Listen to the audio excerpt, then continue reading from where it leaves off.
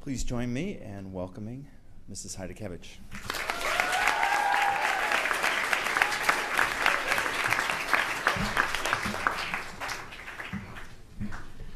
Good morning. Good morning. Thank you for having me here today. I have to admit, I'm pretty frightened about this because even though I'm comfortable speaking in front of my classes, I haven't given a speech since my own graduation from high school. Thank you, Mayor Girls, for supporting me when you knew I was so nervous about speaking today. Last week, Greg's speech was sponsored by Gatorade. This week, it's Diet Coke, so I've got that here. Okay.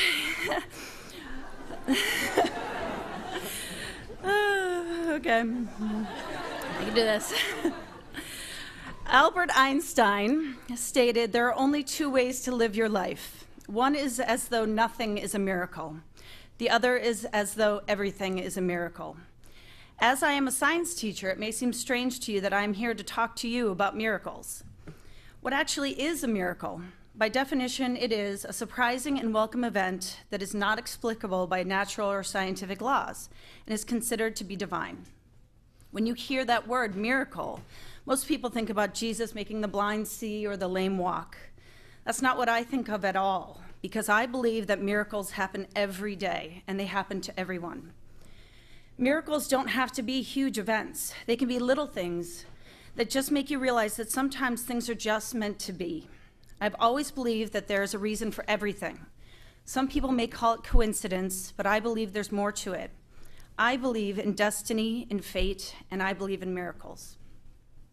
What I'm going to talk about today involves my faith and my family and some really personal things, but I'd really like to share my stories with you.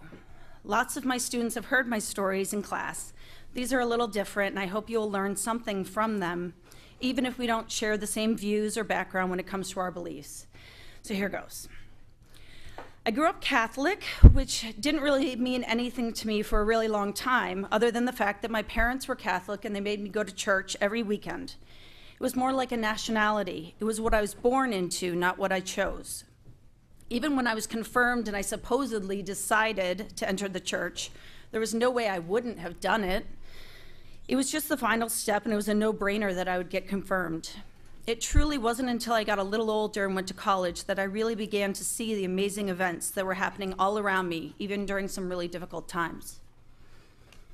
I was kidnapped on a Wednesday night during my sophomore year in college. You should see all your faces, it's awesome.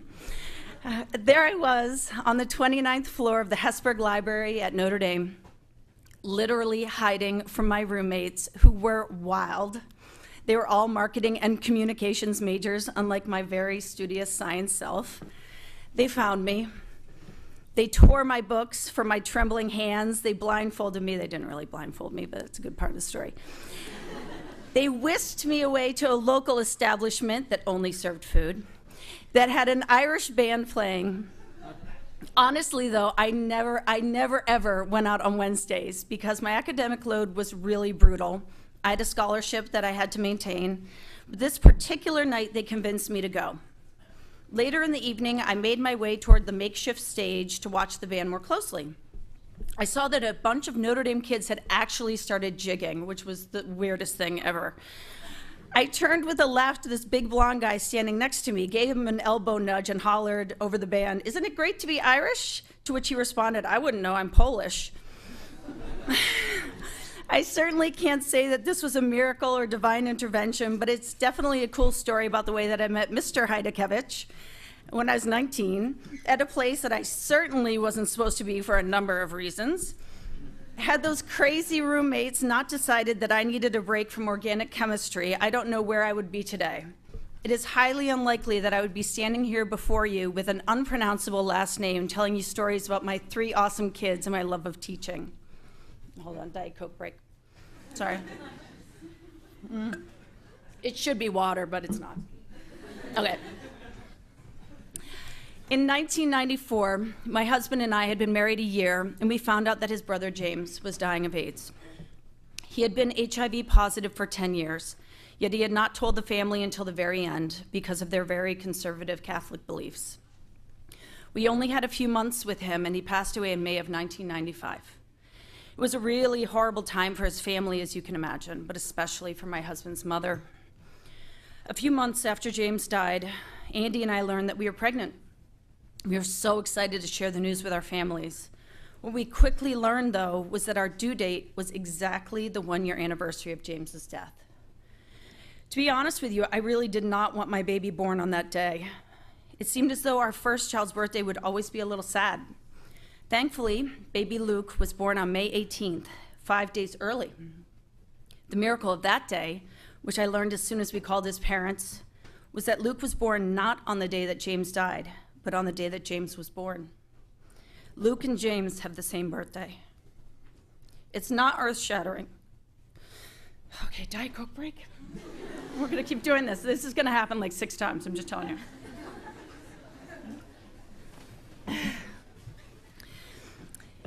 It's not earth-shattering, but it's really meaningful to all of us. I know that God sent that baby to us because Andy's family needed something joyous to celebrate. They needed a new life when they were just so heartbroken over losing James at such a young age. Sometimes really difficult things happen to us, and it's hard to understand why bad things happen to good people. It's hard to see how God or the divine can be involved and to consider something to be a miracle when terrible things happen. I've come to believe that things happen for a reason. I know that's cliche, but I believe that, even when we don't understand them at the time. In 1998, I was teaching at an inner city school in Baltimore, and Luke was about 16 months old. I was newly pregnant again, and we were so excited. The pregnancy with Luke had gone so easily, so I told everyone that we were having another baby. About 7 weeks into the pregnancy, I lost the baby. I know now that this is really common, but at the time it was devastating. I had no one to turn to other than my mother, who had lost a few babies as well, and none of my friends were even married at the time. Where's the miracle in this story? The way I see it now is that if I had not lost that child, I would not have my son Alex, who I conceived a few months afterwards. Alex was meant to be with us. I treasure him, and he is my miracle. He would not be a part of my family, torturing his older brother Luke, which you will all really enjoy once you see Alex here, and hopefully soon walking the halls of Brooks. My big miracle, and one some of you may already know about, is my last child, Marina. She is truly a medical phenomenon, so much so that she has made it into a few medical journals. When I was pregnant with her, I contracted a common virus that made her incredibly ill. She is still, to this day, the youngest fetus in the world to be transfused in utero. This means that she received a blood transfusion while I was still pregnant with her.